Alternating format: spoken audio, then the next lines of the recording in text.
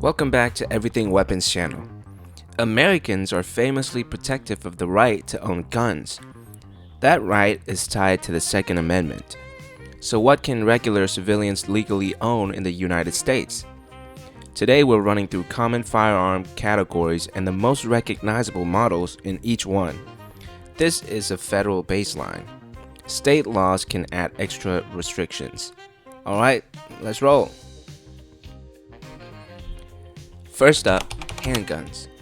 Glock 17, introduced in 1982, a semi-auto pistol in 9x19mm parabellum.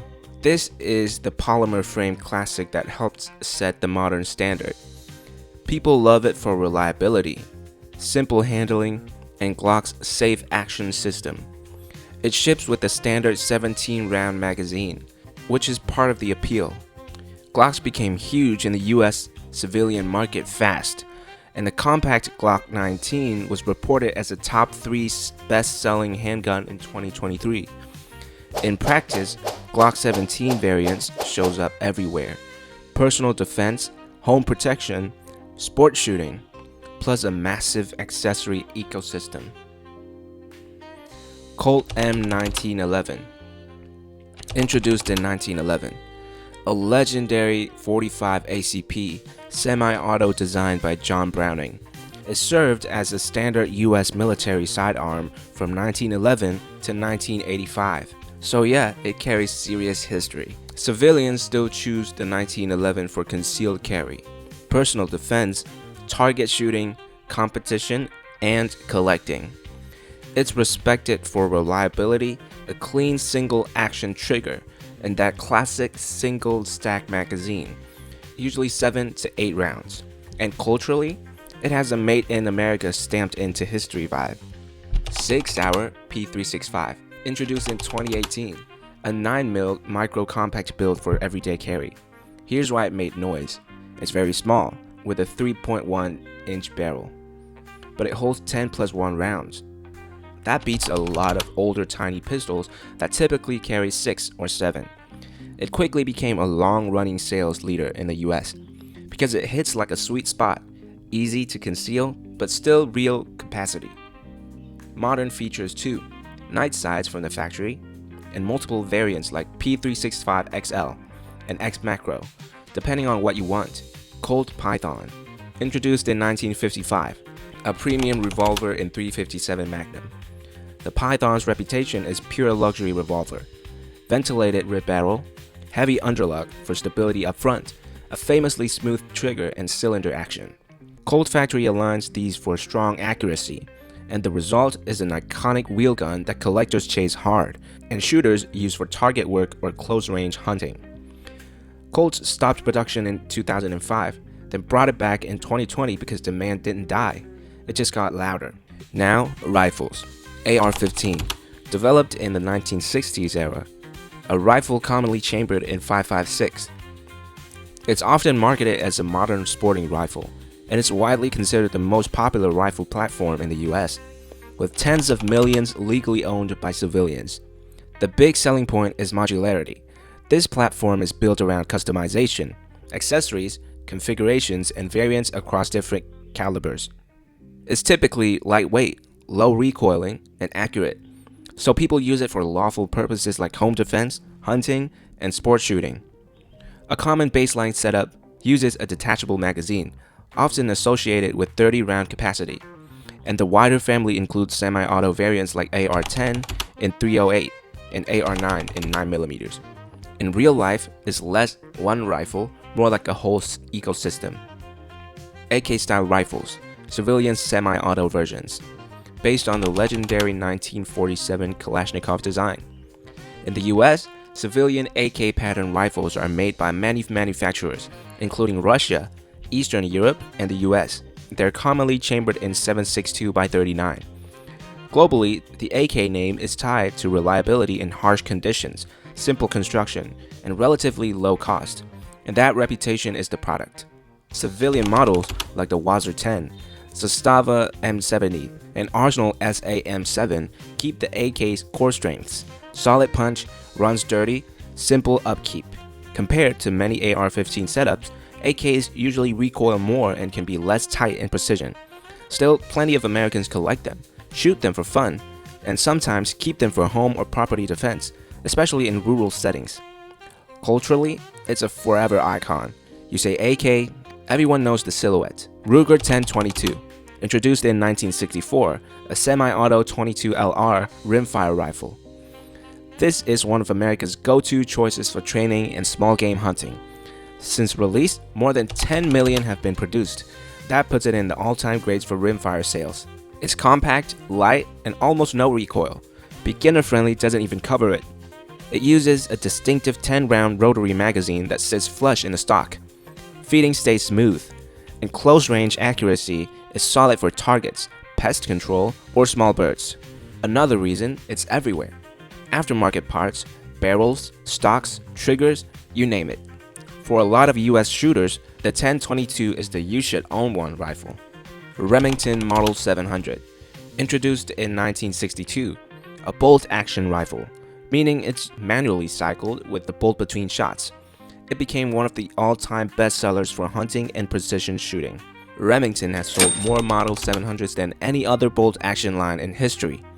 The design is famous for strength and consistency, including the 3 rings of steel concept around the cartridge head, and it comes in a wide range of calibers, from .223 Remington and .243 Winchester, up through .308 Win and .30-06 Springfield.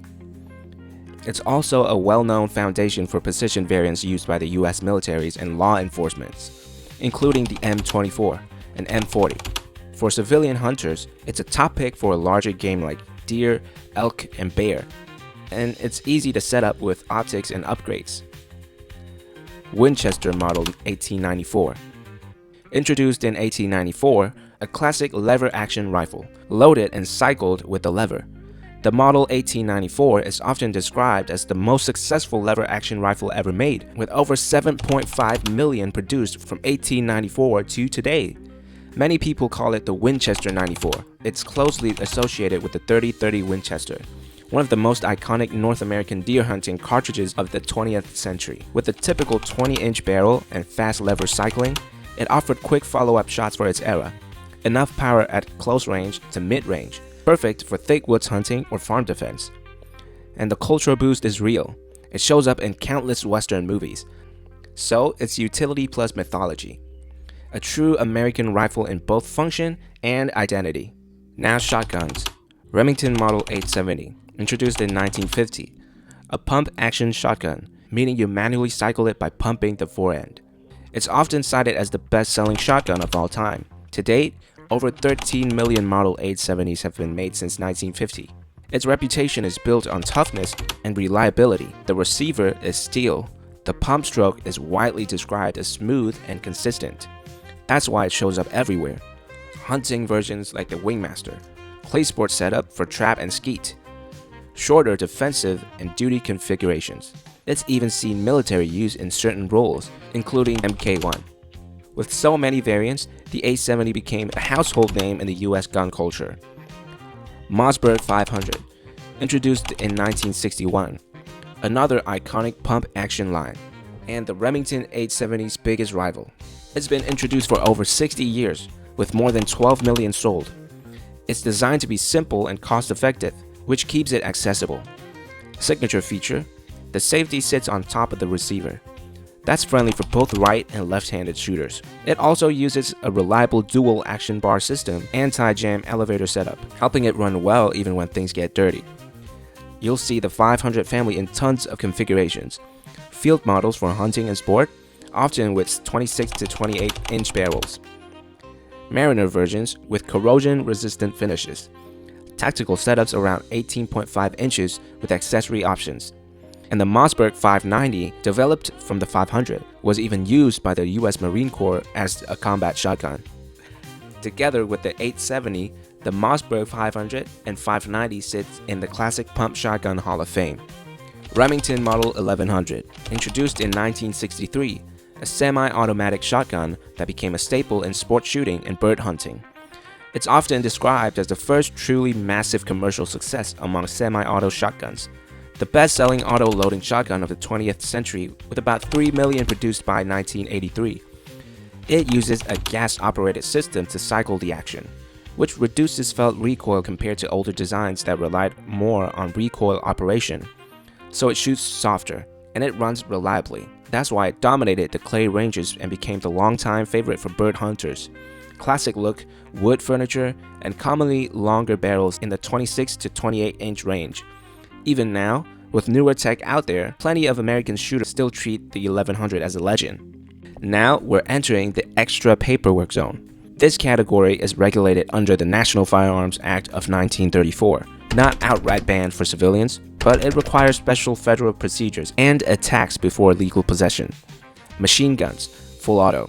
These are firearms capable of fully automatic fire, meaning they continue firing when the trigger is held down. For example, the Colt M1911, a 5.56mm rifle derived from the AR-15 platform, with a cyclic rate around 700 rounds per minute. Under federal law, civilians can legally own machine guns only if that specific firearm was registered before May 19, 1986. Transfers between civilians must go through the NFA process, including a $200 tax per transfer. Because supply is limited, legal transferable machine guns are extremely expensive. An M16A1 or full auto AK that's legally transferable often costs tens of thousands of dollars. So for most civilian owners, it's about collecting and the experience, not everyday practical use. Machine guns made after 1986 are generally restricted to government or specially authorized entities. Short-barreled rifles, or SBRs.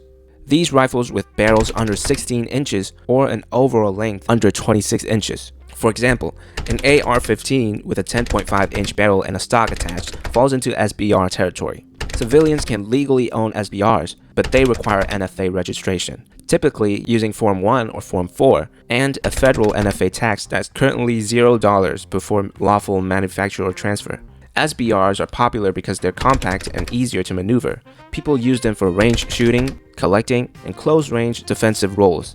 Note, suppressors are also NFA items, and in practice, suppressors and SBRs are among the most commonly owned NFA categories. Short-barreled shotguns, SBSs. These are shotguns with barrels under 18 inches or an overall length under 26 inches. For example, a Remington 870 cut down into a 14-inch barrel is legally treated as an SBS. Like SBRs, SBS ownership requires NFA registration and the same kind of added federal controls. Historically, short-barreled shotguns were tied to gangster-era imagery, which is one reason they were regulated under the NFA in 1934. Today, some enthusiasts still legally own unusual SBS-style models for collecting or specialized training. Example, the Serbu Super Shorty, a 12 Glock with 6.5-inch barrel, often classified as an AOW, any other weapon. Statistically, SBS ownership is fairly common among NFA categories, though less widespread than suppressors and SBRs. In most states, SBS can be legal for civilians as long as the required federal process is followed. Now, the question everyone asks, what about the truly heavy stuff? Even in the US, some items are nearly impossible for civilians to own, or only possible in rare, tightly controlled situations. Things like modern heavy machine guns, anti-armor weapons, and military-grade explosives don't fall into normal gun ownership. They're treated more like destructive devices and regulated extremely hard. Here's the twist that surprises people. Flamethrowers. At the federal level, a flamethrower generally isn't considered a firearm because it doesn't fire a projectile using an explosive. So federal law doesn't automatically ban them the way people assume. Elon Musk even sold thousands of not-a-flamethrower units publicly. But states can add their own rules. Some states, like California or Maryland, have laws that restrict or ban flamethrowers. And even where something is technically legal, using it irresponsibly is a fast track to major trouble. As for things like modern heavy machine guns, rockets, anti-tank launchers, grenades, mines, and similar military explosives, for ordinary civilians, that's basically a hard no. You can't just walk into a store and buy an RPG or a Stinger. And if you see someone online owning a tank or firing old artillery-looking gear, it's often demilitarized, disabled, or tied to a very specific collector compliance. So here's the big picture. In the United States, a law-abiding citizen can legally own everything from a small handgun to a powerful semi-auto rifle, and even certain special items like suppressors or older registered machine guns, as long as they follow the required legal process. The laws can feel open, but there's also a serious control framework meant to keep guns out of the wrong hands, and to keep truly extreme weapons from becoming common. Now I want to hear from you. If you had the chance, which gun on this list would you want to own the most? Or what category should I cover next? Drop it in the comments. I read them all. Alright, that's it for today. See you in the next one.